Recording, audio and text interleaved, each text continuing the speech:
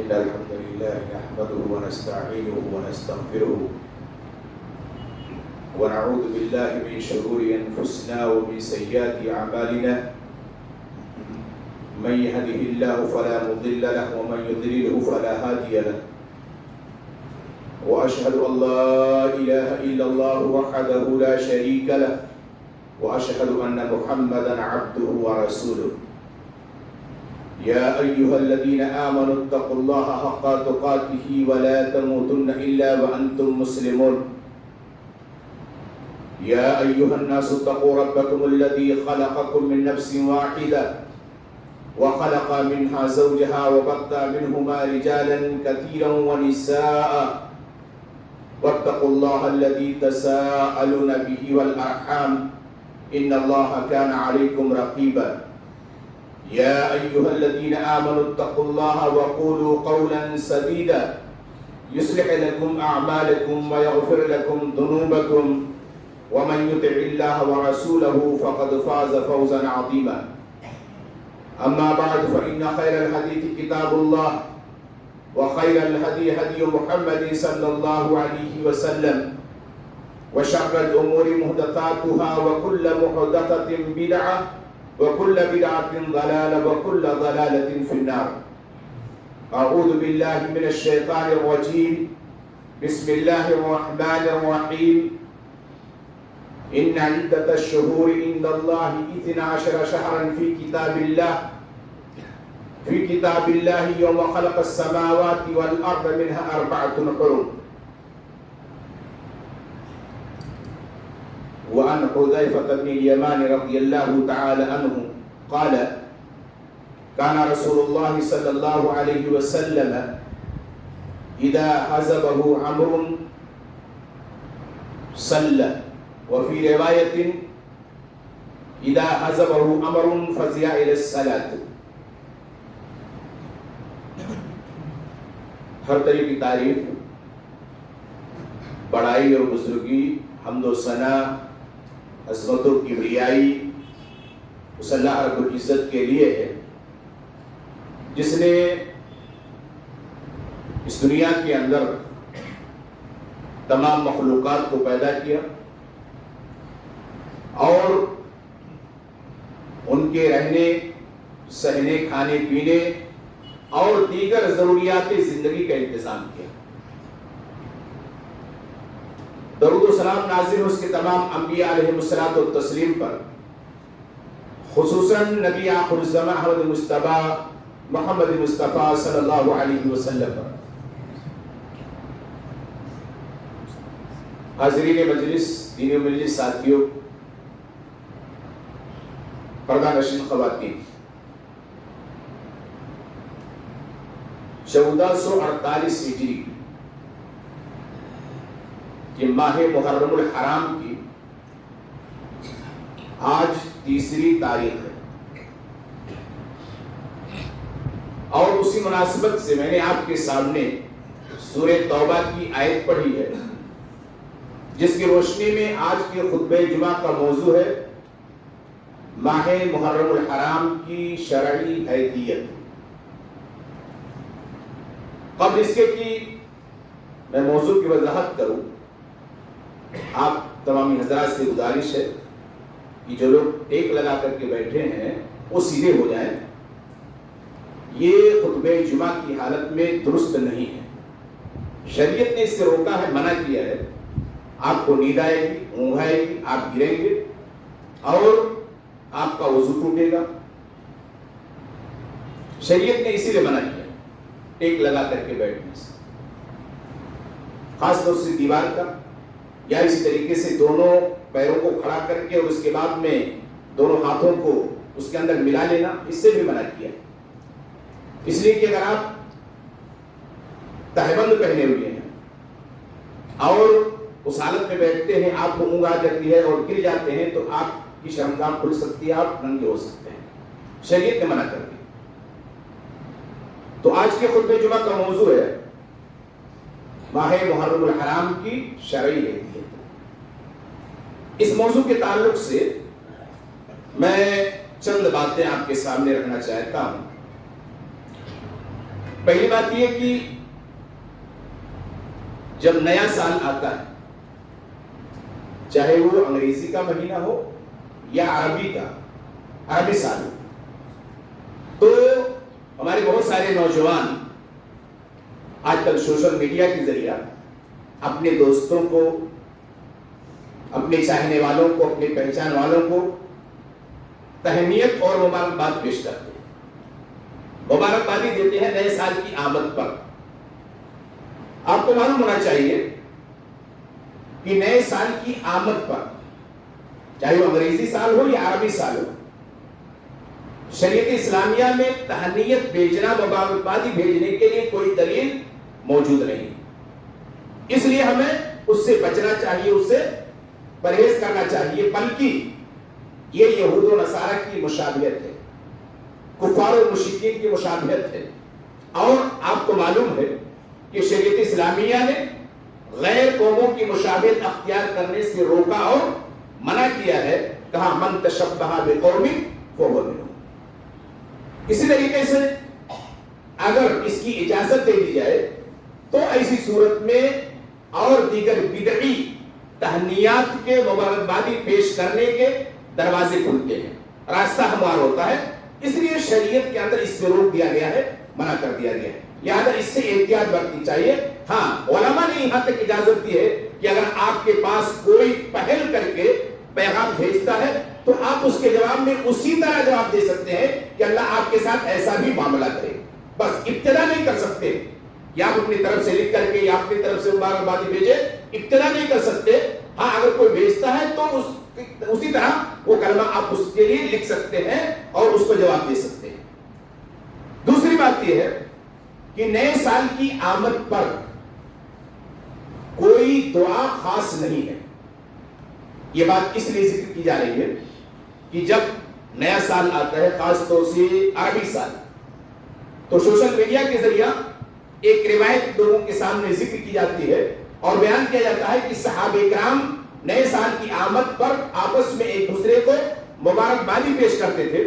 وہ روایت یہ ہے، اللہم ادخلہ علینا بالامن والایمان والسلامۃ والاسلام ورضوان من الرحمن وجواری من الشیطان۔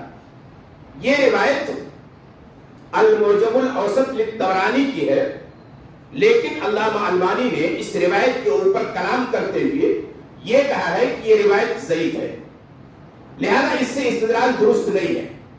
دوسری بات یہ ہے کہ نبی کریم صلی اللہ علیہ وسلم کے زمانے میں اور اس کے بعد میں پھر ہجری سال کی ابتدا حضرت عمر کے زمانے سے ہوئی، اس کے بعد بہت سارے صحابہ کرام موجود رہے، حضرت عثمان کا زمانہ رہا، حضرت علی کا زمانہ رہا، حضرت معاویہ کا زمانہ رہا، اور اس کے بعد کے ادوار میں سلف صالحین گزرے، لیکن کہیں یہ ثبوت نہیں ملتا ہے کہ انہوں نے نئے سال کی آمد پر اس دعا کو لوگوں کے سامنے پیش کیا ہو اور ذکر کیا ہو اور آپس میں ایک دوسرے کے لیے مبارکبادی کی بات کہی ہو۔ اس لیے یہ دعا بھی نہیں پڑھنی چاہیے، اس کا کوئی ثبوت نہیں۔ اللہ کے نبی صلی اللہ علیہ وسلم سے صرف اتنا ثابت ہے کہ جب بھی ہر مہینے کا چاند نظر آتا تو آپ چاند دیکھ کر کے دعا پڑھتے تھے، اس کا استقبال کرتے اور اس کے بعد میں کہتے اللہم احلہ علینا بالامن والایمان والسلامۃ والاسلام وتوفیقی مما تحبہ وترضہ ربی وربک اللہ۔ یہ دیکھ کر کے، چاند دیکھ کر کے، ہم بھی ہر مہینے کا چاند دیکھیں، ہلال دیکھیں تو اسی صورت میں پھر یہ دعا پڑھ سکتے ہیں، لیکن سال کی آمد پر یا ہر مہینے کی آمد پر کسی کو مبارکباد پیش کرنا یا اسی طریقے سے من گھڑت دعا پڑھنا یہ صحیح نہیں ہے، اس سے ہر اور آپ کو بچنا چاہیے۔ ہاں، جب سال ختم ہو جائے تو ایک بات ضرور ہمیں کرنا چاہیے، وہ ہے اپنی زندگی کا محاسبہ۔ ہم سوچیں، غور کریں کہ ہماری زندگی کا ایک سال اور ختم ہو گیا، ہم نے کیا کھویا اور کیا پایا، اور مستقبل کے لیے ہم نے کیا تیاریاں کی ہیں۔ اللہ رب العزت نے قرآن مجید کے اندر بیان فرمایا، یا ایھا الذین آمنوا اتقوا اللہ، اے ایمان والو اللہ سے ڈرو، ولتنظر نفس ما قدمت لغد، اور تم غور کرو کہ تم نے آنے والے دن کے لیے کیا آگے بھیج رکھا ہے۔ بہت کرو. حضرت عمر بن خطاب رضی اللہ تعالیٰ عنہ کہا کرتے تھے حاسبوا قبل ان تحاسبوا، اپنا محاسبہ کرو، رات اور دن کا، 24 گھنٹے کا، سونے کا، اٹھنے کا، جاگنے کا، قبل اس کے کہ تمہارا محاسبہ کیا جائے. تمہارا محاسبہ کرنے سے پہلے، اپنا محاسبہ کیے جانے سے پہلے تم اپنا محاسبہ کر لو. تو جس طرح سال گزرتے ہیں، عمر کم ہوتی جاتی ہے، ہمیں اپنا محاسبہ کرنا چاہیے اور مستقبل کے لیے ہے عمل تیار کرنا چاہیے. تیسری بات یہ ہے کہ یہ جو ماہ محرم الحرام ہے، اس کی فضیلت کیا ہے؟ میں نہایت اختصار کے ساتھ اشارتاً اس پر گفتگو کرتے ہوئے چل رہا ہوں. یہ محرم کا جو مہینہ ہے، یہ حرمت کے مہینوں میں سے ایک ہے. سال کے جو 12 قمری مہینے ہیں، ان میں سے 4 مہینے حرمت کے ہیں. ذی قعدہ، ذی الحجہ، محرم اور رجب المرجب.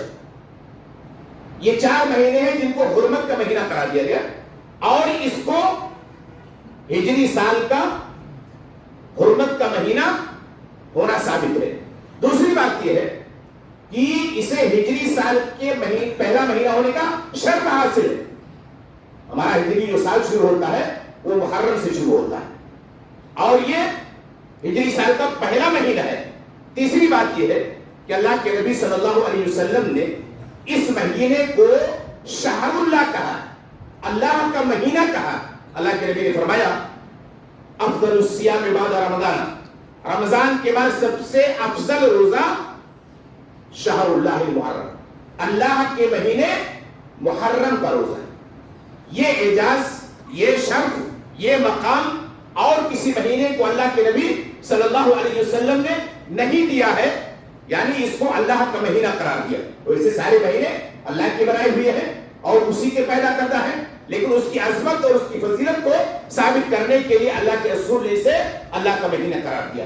چوتھی بات یہ کہ اس مہینے میں ظلم، طغیانی، معاصی یہ حرام ہے. ویسے ہر مہینے کے اندر ظلم و معاصی حرام ہے، گناہ کرنا حرام ہے، لیکن چونکہ ان مہینوں کے اندر کیا ہوتا ہے کہ ظلم کا گناہ اور زیادہ بڑھ جاتا ہے، اس بنیاد پر اس سے اور بھی زیادہ روکا گیا ہے. اس لیے اللہ کے تبارک و تعالیٰ نے کہا فَلَا تَظْلِمُوا فِيهِنَّ أَنفُسَكُمْ، ان مہینوں میں اپنے نفس کے اوپر ظلم نہ کرو. کفار مکہ، مشرکین مکہ بھی ان حرمت کے مہینوں کا پاس و لحاظ کیا کرتے تھے، اور آپس میں لڑائیاں چلتی رہتی تھی قبیلوں کی، لیکن جب یہ مہینے آتے تھے تو ان کی عظمت میں، ان کی مقام اور مرتبے کو سامنے رکھتے ہوئے لڑائی بند کر دیا کرتے تھے. اور اگر کبھی لڑائی ناگزیر ہوتی تھی اور یہ رہتا تھا کہ اس کو جاری رکھا جائے، تو اس حرمت کے مہینے کو حلت کا مہینہ اور حلت کے مہینے کو حرمت کا مہینہ قرار دے دیتے. مثال کے طور پہ محرم کو سفر کر دیتے، سفر کو محرم کر لیتے، اور اس کے بعد پھر لڑائی کر لیا کرتے تھے. اللہ رب العزت نے اس سے بھی روکا اور کہا انما النسیء زیادۃ فی الکفر، یہ جو مہینوں کی الٹ پھیر ہے یہ کفر کے اندر زیادتی کا ذریعہ اور سبب ہے. مہینوں کو ویسے ہی باقی رکھا جائے گا جیسے اللہ رب العزت نے ان کو پیدا کیا ہے. اسی طریقے سے اس ماہ کے اندر ظلم کرنا، ایک دوسرے سے لڑائی کرنا حرام. یہ فضیلتیں ہیں اس ماہ کی، اور یہ جو فضیلتیں ہیں ہمیشہ سے ان کو حاصل نہیں ہے. ان کا شہادت حسین سے کوئی تعلق نہیں. کیوں؟ اس لیے کہ ان مہینوں کا جو وجود ہے، یوم خلق السماوات والارض، آسمان اور زمین کی تخلیق ہی سے یہ مہینے پائے جاتے ہیں، اور ان کا مقام اور مرتبہ اپنی جگہ پہ باقی ہے. لہذا واقع حسین سے اس کا کوئی تعلق ہے ہی نہیں. چوتھی بات یہ ہے کہ ماہ محرم کے اندر کون سے اعمال انجام دیے جانے چاہیے. یہ سب سے اہم چیز ہے. سب سے پہلا کام یہ ہے کہ ہم اس مہینے کے اندر بکثرت نفلی روزے رکھیں، اس لیے کہ اللہ کے نبی صلی اللہ علیہ وسلم نے کہا افضل الصیام بعد رمضان شہر اللہ محرم، رمضان کے بعد سب سے افضل روزہ اللہ کے مہینے محرم کا روزہ ہے. خاص طور سے اگر اللہ ہم کو توفیق دے بلکہ ہمیں اس کے اوپر مداومت کرنی چاہیے اس ثواب کو حاصل کرنے کے لیے. سوموار کا روزہ ہے, جمعرات کا روزہ ہے, یا ایام 20 عربی مہینے کی 13, 14 اور 15 تاریخ کا روزہ ہے. ہمیں اس کو رکھنا چاہیے کہ تاکہ ہمارے چھوٹے گناہوں کا کفارہ ہوتا رہے اور صفایا ہوتا رہے اور ہمارے گناہ پاک ہوتے رہے, ہماری زندگی پاک ہوتے رہے. تو اس میں بکثرت نفلی روزے رکھتے ہیں. دوسری فضیلت یہ ہے خاص طور سے عاشورہ کا روزہ رکھا جائے. عاشورہ کا روزہ 10ویں محرم کا, اس سے صغیرہ گناہ 1 سال کے معاف ہو جاتے ہیں. اللہ کے نبی صلی اللہ علیہ وسلم نے کہا وَصِيَامُ يَوْمِ عَاشُورَىٰ أَحْتَسِبُ عَلَى اللَّهِ أَن يُكَفِّرَ السَّنَةَ الَّتِي قَبْلَهَا. عاشورہ کا روزہ گزشتہ 1 سال گناہوں کی کفارے کا ذریعہ اور سبب ہے. گناہ معاف ہوتے ہیں, لیکن کون سے گناہ؟ صغیرہ گناہ, چھوٹے گناہ, انسان سے جو عدم جانکاری میں بھول چوک میں ہو جاتے ہیں. کبیرہ گناہ کے لیے توبہ لازم اور ضروری ہے, بغیر توبہ کی وہ گناہ معاف نہیں ہو سکتے. تو عاشورہ کا روزہ رکھنا چاہیے. اسی طریقے سے تیسرا عمل یہ ہے کہ اس میں ظلم و زیادتی سے پابندی کے ساتھ بچا جائے. اس میں گناہ کا جرم بڑھ جاتا ہے. اس کی مثال آپ ایسے سمجھیں کہ جیسے شراب پینا حرام ہے, کوئی آدمی آ کر کے مسجد کے اندر پیے تو اس کا گناہ اور زیادہ بڑھ جائے گا, وہ اور بھی زیادہ مجرم ہو جائے گا. تو ایسے ہی ان مہینوں کی باتیں جو حرمت کے مہینے ہیں کہ ان میں گناہ کا جرم اور بڑھ جاتا ہے. اسی طریقے سے یہ 3 چیزیں ہیں. اس کے علاوہ اس مہینے میں اللہ کے نبی صلی اللہ علیہ وسلم سے, صحابہ سے اور سلف صالحین سے کوئی اور عمل ثابت نہیں ہے. رہی بات عاشورہ کے روزے کی, تو ہمیں اس کے بارے میں معلوم ہونا چاہیے کہ عاشورہ کا روزہ پہلے فرض تھا. یہی وجہ ہے کہ اللہ کے نبی صلی اللہ علیہ وسلم جب مکہ کے اندر تھے تو وہاں بھی آپ عاشورہ کا روزہ رکھتے تھے, اور مکہ سے مدینہ ہجرت کر کے آئے تو آپ نے وہاں بھی عاشورہ کا روزہ رکھا. لیکن جب رمضان کے روزے کی فرضیت ہو گئی تو عاشورہ کے روزے کو نفلی قرار دے دیا گیا, انسان کے ثوابدید کے اوپر چھوڑ دیا گیا. اگر چاہے تو روزہ رکھے اور اگر چاہے تو نہ رکھے. اگر رکھے گا تو اس کو ثواب ملے گا, اور اگر نہیں رکھے گا تو ثواب سے محروم رہے گا. عاشورہ کا روزہ پہلے فرض تھا, بعد میں اس کو شریعت نے اور اللہ رب العزت نے رمضان کے روزے کو فرض قرار دے کر کے نفل قرار دے دیا. اور اسی طریقے سے اس روزے کا ثبوت, اس روزے کا تعلق بھی حضرت حسین کے واقعے سے ذرہ برابر نہیں. کیوں؟ اللہ کے نبی صلی اللہ علیہ وسلم جب مکہ سے مدینہ ہجرت کر کے آئے اور دیکھا کہ یہود بھی روزہ رکھتے ہیں, آپ بھی رکھتے تھے, صحابہ کرام بھی رکھتے تھے, یہودیوں کو دیکھا جو بھی روزہ رکھتے ہیں تو پوچھوایا, کہا کہ کیا ماجرا ہے, یہ لوگ کیوں روزہ رکھتے ہیں؟ ان لوگوں نے کہا کہ یہ وہ دن ہے جس دن اللہ رب العزت نے حضرت موسیٰ اور ان کی قوم کو فرعون اور ان کی جادر و ظالم فوج سے نجات دی تھی, جس کی خوشی میں حضرت موسیٰ نے روزہ رکھا تھا. لہذا ہم ان کی اتباع اور ان کی پیروی میں روزہ رکھ رہے ہیں. اللہ کے نبی صلی اللہ علیہ وسلم نے کہا ہم اس چیز کی اتباع کی زیادہ حقدار ہیں, اور آپ نے کہا کہ روزہ رکھو. اور اس کے بعد میں پھر یہود کی مخالفت میں آپ نے کیا کہا کہ ان کی مخالفت کرو, 1 دن پہلے یا 1 دن بعد میں روزہ رکھو. تو اس کا تعلق بھی حضرت حسین کے واقعے سے نہیں. حضرت موسیٰ کا واقعہ بہت پہلے, حضرت موسیٰ ہے, اس کے بعد حضرت عیسیٰ ہے, اس کے بعد پھر اللہ کے رسول صلی اللہ علیہ وسلم ہے, پھر اس کے بعد میں خلفائے راشدین کا زمانہ ہے, پھر جا کر کے یہ واقعہ پیش آتا ہے 60 ہجری میں, تب جا کر کے واقعہ پیش آتا ہے. لہذا اس واقعے کا روزے سے بھی کوئی تعلق نہیں. اس کا مقام اور اس کا مرتبہ اور اس کی عظمت پہلے سے چلی آ رہی ہے. اللہ کے رسول نے روزہ رکھا. دوستو بس اتفاق کی بات یہ ہے کہ اسی تاریخ کو یہ واقعہ بھی پیش آ گیا. اللہ کے نبی صلی اللہ علیہ وسلم نے روزہ رکھنے کی کیفیت کا بیان کی, عاشورہ کا روزہ کیسے رکھیں. اس کے بارے میں 3 چیزیں ہیں. پہلی چیز یہ کہ ہم یہود کی مخالفت کریں, اور مخالفت کرتے ہوئے 9 اور 10 محرم کا روزہ رکھیں, 9ویں تاریخ اور 10ویں تاریخ. اس کے دلیل کیا ہے؟ صحیح مسلم کی روایت ہے, عبداللہ بن عباس رضی اللہ تعالیٰ عنہ بیان کرتے ہیں, کہتے ہیں کہ اللہ کے نبی صلی اللہ علیہ وسلم نے جب دیکھا کہ یہود بھی روزہ رکھتے ہیں تو ان کی مخالفت میں کہا کہ اگر آئندہ میں باقی رہا تو میں 9ویں تاریخ کو بھی روزہ رکھوں گا.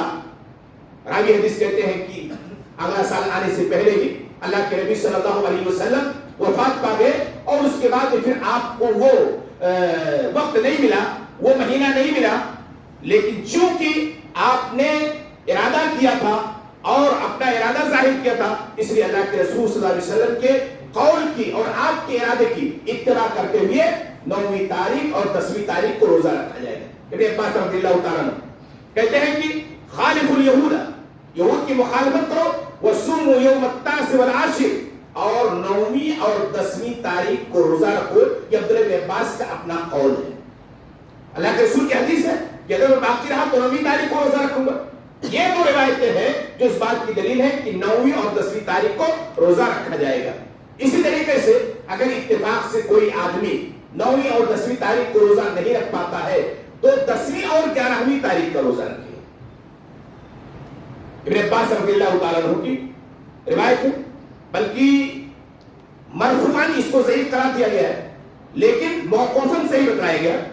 ابن عباس رضی اللہ تعالیٰ عنہ نے کہا کہ صوموا یوم عاشوراء, عاشوراء کے دن روزہ رکھو, وخالفوا فیہ الیہود, اس کے اندر یہود کی مخالفت کرو, صوموا قبلہ یوما او بعدہ یوما, اس سے پہلے ایک دن روزہ رکھو یا اس کے بعد ایک دن روزہ رکھو. یہ دلیل ہے کہ اگر کوئی انسان 9ویں تاریخ کو روزہ نہیں رکھ پاتا ہے تو 10ویں اور 11ویں کو روزہ رکھے. تیسرا یہ ہے کہ اگر کسی کے پاس طاقت ہے تو 9 اور 10 اور 11 تینوں تاریخ کو روزہ رکھ سکتا ہے. علامہ ابن قیم رحمہ اللہ نے 4 درجے ذکر کیے ہیں. پہلا درجہ یہ ذکر کیا ہے صرف 10ویں محرم کو روزہ رکھنا, دوسرا درجہ ہے 9ویں اور 10ویں محرم کو روزہ رکھنا, تیسرا درجہ ہے 9ویں 10ویں اور 11ویں کا روزہ رکھنا, چوتھا درجہ ذکر کیا ہے 9ویں 10ویں اور 11ویں کا روزہ رکھنا. یہ طریقے ہیں عاشوراء کے روزہ رکھنے کے. اور جیسا کہ میں نے ذکر کیا کہ صرف یہی ایک عمل اللہ کے نبی صلی اللہ علیہ وسلم سے اس مہینے کے اندر ثابت ہے, اس کے علاوہ اور کوئی عمل ثابت نہیں ہے جو شرعاً درست ہو. اس کے علاوہ جتنے بھی کام کیے جاتے ہیں وہ سب بدعات کے اندر شامل ہیں. اسی لیے 5ویں بات یہ ہے کہ ماہ محرم الحرام کے اندر کون سی بدعات انجام دی جاتی ہیں. سماج اور معاشرے کے اندر اس عمل کو جو شرعاً جائز اور درست ہے اس کو چھوڑ کر کے کون کون سے کام لوگ کر رہے ہیں. سب سے پہلی بدعت یہ پائی جاتی ہے کہ جیسے ماہ محرم الحرام کا چاند نظر آتا ہے اسٹیج لگ جاتے ہیں, تقریریں ہوتی ہیں, اور اس کے بعد میں پھر وہاں سے موضوع اور من گھڑت منکر روایات کا سہارا لے کر کے واقعہ کربلا کو بڑے ہی دردناک انداز میں بیان کیا جاتا ہے.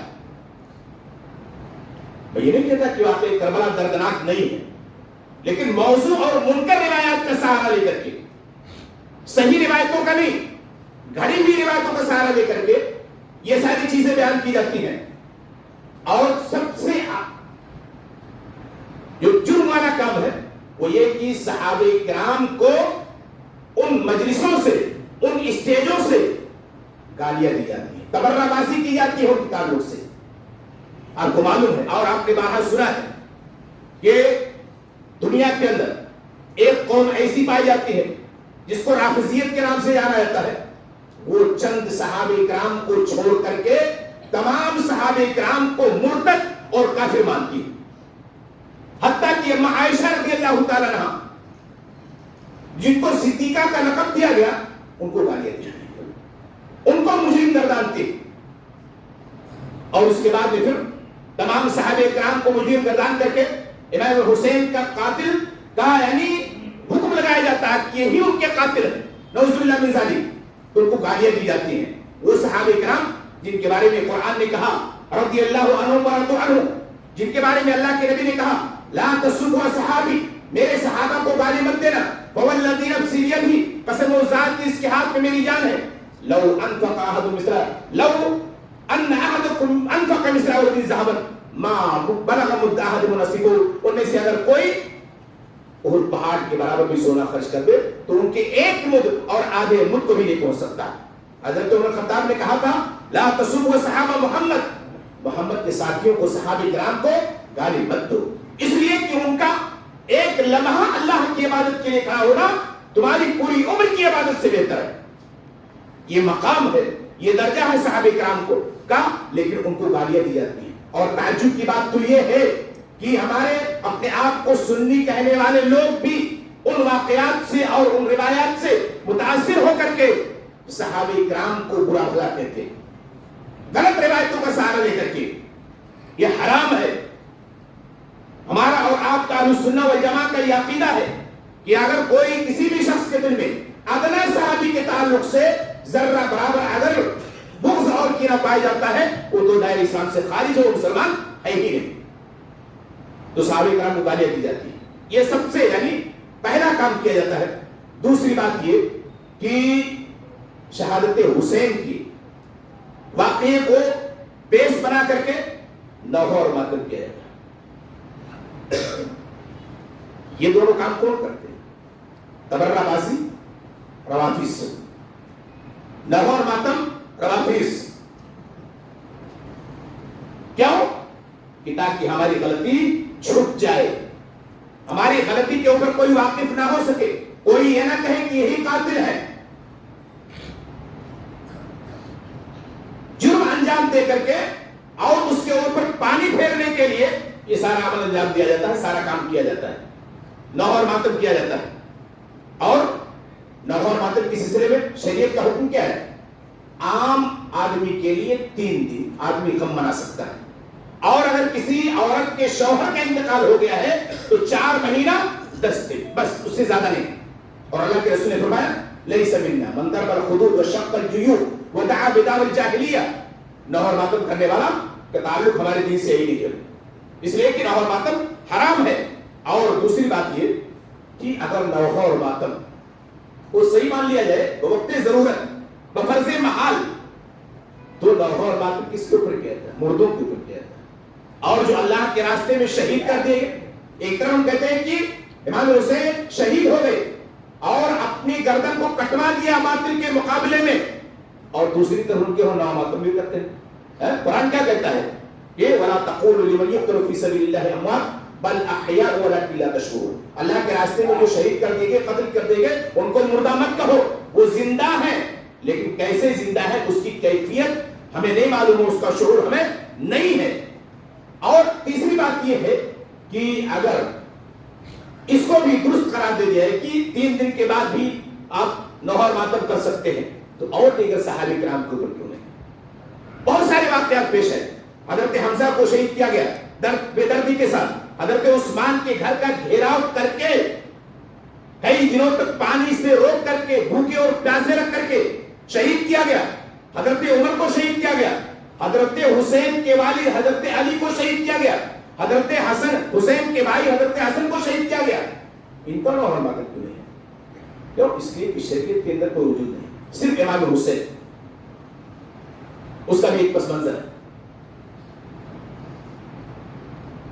تو نوحہ اور ماتم یہ حرام ہے, اس کو شریعت نے روکا ہے, لیکن آج انجام دیا جاتا ہے. اب دیکھیے زنجیریں لے کر کے اور اس کے بعد میں پھر کیا کیا لے کر کے, تلواریں لے کر کے, چاقو لے کر کے سینے کے اوپر اور پیٹھ کے اوپر مارا جاتا ہے. اور یہ صرف کیا ہے؟ مگر مچھ کے آنسو بہانا, اس کے علاوہ کچھ بھی نہیں ہے. اپنی خطا اور اپنی غلطی اور اپنے جرم کو چھپانے کے لیے. اور کیا کیا معلوم ہے؟ اور دیگر جو بدعات تھی خوشی کی, اس کو ہم سنیوں کو دے دیا جب, اور ہم اس کو کر رہے ہیں. کیا کر رہے ہیں؟ جب محرم کا مہینہ آ جاتا ہے اس سے پہلے ہی کونے کونے کے اوپر سبیل لگا دیتے ہیں, پانی پیتے ہو, اور جب 10ویں تاریخ آتی ہے تو اس سے بھی بڑی سبیل لگتی ہے, اس کے اندر دودھ ہے اور اس کے بعد میں روح افزا ہے, کیا کیا چیزیں ہیں پلائی جا رہی. ایک طرف اسٹیج کے اوپر بیٹھ کر کے یہ دعویٰ کیا جاتا ہے, تقریریں کی جاتی ہے کہ امام حسین کو بھوکے اور پیاسے شہید کیا گیا, اور انہوں نے شہید ہونا قبول کر لیا بھوکے پیاسے, اور دوسری طرف خود اپنے پیٹ کو بھرا جا رہے ہیں, سبیلیں چڑھائی جا رہی ہے, پانی پیے جا رہے ہیں, شربت پیے جا رہے ہیں, دودھ پیے جا رہے ہیں, اور پتہ نہیں کیا کیا چیزیں پیے جا رہے ہیں. یہ کیسی محبت ہے امام حسین سے؟ اس کو محبت کہتے ہیں؟ یہ تو ان کی شہادت کے اوپر خوشی منانا ہے. کسی کے یہاں کسی کی وفات ہو جائے تو کیا وہاں پر کوئی یعنی شربت پلاتا؟ دوسرے لوگ انتظام کرتے ہیں. محلے کے لوگ اگر اس کے مہمان آتے ہیں تو محلے کے لوگ اس کے کھانے کا انتظام کرتے ہیں. اور ہم لوگ کیا اس لیے کہتے ہیں حافظ کہ دیکھو یہی جو مجرم ہے امام حسین کی شہادت کے دن کیا کرتے ہیں؟ لوگوں کو پانی پلاتے ہیں. پانی پلانے کا مطلب یہ ہے کہ ان کو خوشی ہے. اور کیا ہوتا ہے؟ تعزیہ بنائی جاتی ہے. امام حسین کی قبر کی شبیہ لا کر کے تعزیہ کی شکل میں کھڑی کی جاتی ہے جو 352 ہجری کی وجود ہوا. اور اس کے بعد میں پھر اس کے سامنے کیا کیا جاتا ہے؟ سر کو جھکایا جاتا ہے. اب دیکھیے جہاں تعزیہ رکھی ہو نا وہاں سے گزرتے ہیں تو سر کو جھکا دیتے ہیں. اور یہی نہیں صرف بلکہ چھوٹے چھوٹے بچوں کو ہرا لباس پہنا کر کے تعزیے کے نیچے سے گزارا جاتا ہے. اور سب سے معیوب بات یہ ہے کہ اس کے اوپر جو کٹملے بیٹھے رہتے ہیں نا وہ اتنے بڑے بڑے جھاڑو لے کر کے اور اس کے بعد اس کے اندر عورتیں آتی ہیں جوان بوڑھی اور کیا بچیاں ان کے پیٹ کے اوپر ان کو پکڑ کر کے مارنا اور اس کے بعد ان سے وصولنا پیسے. یہ ساری چیزیں ہوتی ہیں. تعزیہ بنا کر کے اس کے نیچے سے بچوں کو گزارا جاتا ہے. اس کے سامنے سر کو سجدہ کیا جاتا ہے, جھکایا جاتا ہے. قرآن کیا کہتا ہے؟ لا تسجدوا للشمس ولا للقمر. نہ چاند کی پوجا کرو نہ سورج کی پوجا کرو. واسجدوا للہ الذی خلقہن ان کنتم ایاہ تعبدون. بلکہ اس اللہ کی عبادت کرو جس نے ان تمام چیزوں کو پیدا کیا ہے. جھکانا ہے تو سر اللہ کے سامنے جھکے گا, گردن اس کے سامنے جھکے گی, جبین نیاز اس کے سامنے کم ہوگا اور کسی اور کے سامنے شریعت نے اجازت نہیں دی جھکنے کی. نہ تعزیہ کے سامنے نہ کسی اور چیز کے سامنے. اسی طریقے سے نظر و نیاز مانا جاتا ہے. محرم کا مہینہ آنے کو ہوتا ہے اس سے پہلے ہماری مائیں نظر و نیاز مانتی ہیں کہ ہمارا فرق آب ہو گیا تو امام حسین کے نام پر ہم اتنا صدقہ خیرات کریں گے, ہم اپنے بیٹے کے نام پر امام حسین کے نام پر یہ چیز دے دیں گے, فلاں چیز دے دیں گے. نظر و نیاز جانتے ہیں یہ بھی جائز ہے ماننا, لیکن کس کے نام سے؟ اللہ کے نام سے. غیر اللہ کے نام پر نظر ماننا یہ مطلق طور پہ حرام ہے. من نظر ان یطیع اللہ فلیطیع, جو اللہ کی اطاعت کے لیے نظر مانے وہ نظر مان سکتا ہے, اور جو اللہ کی نافرمانی کے لیے وہ نہیں. اللہ کے نام پر نظر مان سکتے ہیں آپ. نظر کس کو کہتے ہیں؟ غیر واجب چیز کو اپنے اوپر واجب کر لینا. ماننا ضروری نہیں ہے لیکن آپ نے نظر مان لی اگر میرا بیٹا اچھا ہو گیا تو ہم 100 روپیہ اللہ کے راستے میں دیں گے, ٹھیک ہے کوئی بات نہیں, اللہ کے راستے میں دیں گے. فلاں بابا کے نام پر نہیں, امام حسین کے نام پر نہیں, تعزیے کے نام پر نہیں, اللہ کے نام پر آپ نظر مان سکتے ہیں, اس کے علاوہ کچھ بھی نہیں. اسی طریقے سے ایک بدعت کی انجام ہے توسیع الطعام. ایک منگھت روایت بیان کی جاتی ہے کہ اگر کوئی آدمی 10 تاریخ کو بہت سارے مختلف طرح کے کھانے بنواتا ہے اور اس کے بعد اس کو غریبوں اور مسکینوں کے درمیان تقسیم کرتا ہے, ان کو کھلاتا ہے, تو پورے سال اس کے روزی کے اندر کمی نہیں آئے گی. یہ روایت موضوع اور منگھت ہے, اس کی کوئی حیثیت نہیں اور کوئی حقیقت نہیں ہے. اسی طریقے سے جب محرم کا مہینہ آتا ہے تو بہت سارے لوگ ہمارے بھائی کیا کرتے ہیں, اپنے بچے جو پیدا ہوتے ہیں نا ان کا ختنہ نہیں کرواتے, انتظار کرتے ہیں محرم کا مہینہ آئے گا تو ہم اپنے بچے کا ختنہ کروائیں گے 1 تاریخ سے لے کر کے 10 تاریخ. اسی کو کہتے ہیں کہ انگلی کٹا کر کے شہیدوں میں نام لکھانا. کیا کہتے ہیں؟ امام حسین کے نام پر جو ہے وہ اللہ کے راستے میں شہید ہو گئے, ہم اپنے بچے کا ختنہ کروا کر کے اس کا حصہ لینا چاہتے ہیں. یہ ہے امام حسین سے محبت. ختنہ کروا کر کے اس کے بعد میں شہادت کا مقام اور درجہ حاصل کرنے کی کوشش کی جاتی ہے, اس کی بھی کوئی حیثیت نہیں ہے. خلاصے کلام یہ ہے کہ ماہ محرم کی جو شرعی حیثیت ہے صرف وہ اتنی ہے کہ اس میں روزہ رکھا جائے اور اس کے علاوہ کوئی بھی عمل اللہ کے رسول صلی اللہ علیہ وسلم سے ثابت نہیں ہے. سارے امور بدعت ہیں. اور بدعت کے بارے میں آپ من احدث فی امرنا ھذا ما لیس منہ فہو رد. دین کے اندر بدعت پیدا کرنا یہ قابل مردود ہے. اور اللہ کے رسول نے فرمایا علیکم بسنتی و سنت الخلفاء الراشدین المہدیین تمسکوا بها وعضوا علیہ بالنواجذ وایاکم محدثات الامور. نئے بدعات کو پیدا کرنے سے بچو, نئی چیزوں کو پیدا کرنے سے بچو, اس لیے کہ ہر بدعت گمراہی ہے, ہر نئی چیز بدعت ہے اور ہر بدعت یہ گمراہی ہے. اور فی روایت ہر گمراہی انسان کو جہنم کے اندر لے جانے والی. صرف روزہ رکھنا ہے ماہ محرم کے اندر بکثرت, خاص طور سے عاشورہ کا روزہ. 9ویں اور 10ویں یا 10ویں اور 11ویں، اس کے علاوہ اور کوئی امر اللہ کے رسول سے یا صحابہ کرام سے ثابت نہیں ہے۔ اور ایک آخری چیز جو میں 2-3 منٹ کے اندر آپ کے سامنے ذکر کر دینا چاہتا ہوں، وہ یہ ہے کہ ایک حدیث میں نے پڑھی حضرت حذیفہ بن یمان رضی اللہ تعالیٰ عنہ کی، وہ کہتے ہیں کہ اللہ کے رسول صلی اللہ علیہ وسلم کا معمول یہ تھا کہ جب آپ پر کوئی مصیبت آتی، پریشانی آتی یا کوئی تکلیف آتی تو آپ نماز کے لیے کھڑے ہو جایا کرتے، نماز پڑھنے لگتے۔ کوئی پریشانی آتی، کوئی مصیبت آتی تو آپ نماز پڑھنے لگتے۔ اور آپ جانتے ہیں اس وقت ہمارے لیے سب سے بڑی پریشانی کیا ہے، سب سے بڑی مصیبت کیا ہے؟ بارش کا نہ ہونا، بارش کا نہ ہونا۔ آج 19 تاریخ جون کی یہ تاریخ آتے آتے ممبئی کے اندر کتنی بارش ہو جایا کرتی تھی کسی کو کوئی امید نہیں، اندازہ نہیں، لیکن بارش نہیں ہو رہی، بادل اڑ رہے ہیں لیکن اڑ کر کے پھر ختم ہو جا رہے ہیں۔ اللہ کے نبی صلی اللہ علیہ وسلم کا معمول یہ تھا کہ جب بارش نہیں ہوتی تھی، سوکھا پڑ جایا کرتا تھا، قحط ساری پڑ جایا کرتی تھی، تو آپ اس کے لیے بھی نماز پڑھتے تھے۔ صحابہ کرام کو لے جا کر کے میدان میں 2 رکعت نماز پڑھتے، اللہ رب العزت سے دعائیں کرتے، پانی کا مطالبہ کرتے، اللہ رب العزت آپ کی دعا کو سنتا اور اس کے بعد میں بارش ہوتی، لوگ اس سے فائدہ اٹھایا کرتے تھے۔ آج ہم جانتے ہیں کہ پانی ایک عظیم نعمت ہے، انسانی ضرورت ہے، بلکہ یہ اتنا اہم چیز ہے کہ اگر کھانا نہ ملے تو انسان 2 دن 3 دن 4 دن زندہ رہے گا، لیکن اگر پانی نہ ملے تو اس کے بغیر انسان زندہ نہیں رہ سکتا ہے۔ بہت سارے واقعات ہیں اس کے تعلق سے۔ تو پانی ایک عظیم نعمت ہے اور انسان کے لیے بلکہ پوری مخلوق کے لیے ایک اہم چیز ہے۔ بارش نہیں ہو رہی ہے، ہم کو کیا کرنا چاہیے؟ 3 آداب بتلائے گئے۔ پہلا ادب یہ ہے کہ ہم فردن نمازوں کے اندر یا جہاں کہیں بھی رہیں اللہ سے دعا کریں بارش کے لیے، جیسے اپنی بھلائی کے لیے دعا کرتے ہیں ایسے بارش کے لیے بھی دعا کریں، اس کا اہتمام ہونا چاہیے، چاہے مرد ہو چاہے عورتیں ہو چاہے چھوٹے ہو چاہے بڑے، دعا کریں ہم۔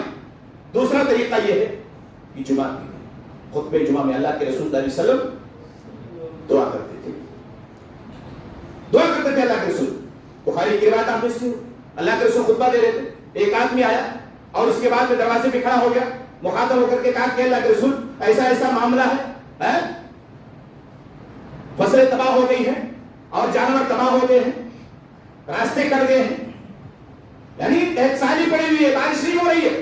اللہ کے رسول صلی اللہ علیہ وسلم نے وہیں کھڑے ہو کر کے دعا کی اور اس کے بعد میں راوی حدیث بیان کرتے ہیں کہ جب ہم نکلے تو اس کے بعد میں بارش شروع ہوئی اور 1 ہفتے تک بارش ہوتی رہی۔ کہتے ہیں کہ وہی آدمی تھا یا کوئی دوسرا آدمی تھا، دوسرے جمعہ کو پھر آیا اور کہا کہ اللہ کے رسول آپ دعا کر دیجئے کہ بارش رک جائے۔ اللہ کے رسول نے دعا کی، بارش رک گئی اور اس کے بعد میں کہتے ہیں جب مسجد سے نکلے تو بادل چھٹ کر کے ایسے ہو گیا جیسے کسی کے سر کے اوپر تاج رکھا ہوا، چاروں طرف بادل گھیرے ہوئے تھے لیکن مدینہ کے اوپر بادل بالکل چھٹ گیا تھا۔ تیسرا طریقہ ہے کہ بستی سے باہر نکل کر کے میدان میں جائیں، سب کو لے کر کے چھوٹے بڑے نوجوان اور مرد عورت سب 2 رکعت نماز ادا کی جائے اور اللہ سے بارش کی دعا کی۔ ہم کسی کے اوپر بھی نہ لیں۔ اور اللہ کے رسول کی حدیث سامنے سنی کہ جب زکات انسان دینا بند کر دیتا ہے تو اللہ تعالیٰ اپنی بارش روک لیتا ہے۔ اگر یہ جانور اور چوپائے نہ ہوتے تھوڑی جو بہت بارش ہوتی ہے اللہ تعالیٰ اس کو بھی ہمیں نہیں دیتا، اس لیے کہ ہمارے پاپ کا پٹارا اتنا زیادہ بڑھ گیا ہے نا کہ ہم اس کا اندازہ نہیں لگا سکتے ہیں۔ ہم بہت بڑے گنہگار انسان ہم لوگ ہیں، ہم اپنے گناہوں کے لیے بخشش طلب کریں، معافی مانگے اللہ سے اور اس کے بعد میں بارش کا مطالبہ کریں۔ ہماری حالت تو کفار و مشرکین سے بھی بدتر ہے۔ کفار و مشرکین جب کسی مصیبت کے اندر پڑتے تھے تو اللہ کو پکارتے تھے، دعوا اللہ مخلصین لہ الدین، اور کہتے تھے کہ اللہ اگر تو نے مجھ سے نجات دے دی تو ہم تیرا شکریہ ادا کریں گے۔ یہ اور بات ہے کہ بعد میں جا کر کے پھر شرک کرنے لگتے ہیں، لیکن ہمارا معاملہ کیا ہے؟ ہم مصیبت میں پھنسے ہوئے ہیں، ہماری نیا مجدھار میں ہے، لیکن اس کے باوجود ہم ہاتھ اٹھا کر کے اللہ سے دعا کرنے کے لیے تیار ہیں، نمازوں کے اندر دعا کرنے کے لیے تیار ہیں۔ بہت سارے بدبخت تو ایسے ہیں ٹھیک ہے کوئی بات نہیں، پیسہ ہے نا، اس سے پانی خرید لیں گے، غلہ ہے رب العزت اس کو بھی کھینچ تو کیا؟ اللہ نے کہا وَإِنْ أَصْبَحَ مَاؤُكُمْ غَوْرًا فَمَن يَأْتِيكُم بِمَاءٍ مَّعِينٍ، یہ بتلاؤ کہ اگر اللہ رب العزت پانی کو بالکل نچلے حصے میں لے کر دے تو موٹر سے کیسے نکالو گے؟ کیسے؟ تمہاری بس کی بات نہیں ہے، پیسہ تمہارے یہاں سے چھین لے کیا کرو گے؟ تم پانی نہیں خرید پاؤ گے اور رہے گا ہی نہیں، تو اللہ تعالیٰ نیچے کر دے گا، موٹر نہیں نکال پائے گا، مشین نہیں نکال پائے گی، کہاں سے تم کو پانی ملے گا؟ اس لیے ہمارے لیے لازم ہے کہ ہم اللہ رب العزت کی طرف رجوع کریں، دعا کریں، گڑائیں، مانگیں، اور اس کے بعد پھر اس سے بارش کا مطالبہ کریں، دعا کریں ہم اللہ رب العزت سے کہ اللہ تعالیٰ ہمیں بارش برسائے۔ اللہ ہم تیرے گنہگار بندے ہیں، بہت ہی گنہگار ہیں، بہت ہی خطا کار ہیں، لیکن تیرے دربار میں آ کر تجھ سے اپنی خطاؤں کی، اپنی غلطیوں کی معافی چاہتے ہیں اور تجھ سے تیری رحمت کا مطالبہ کرتے ہیں۔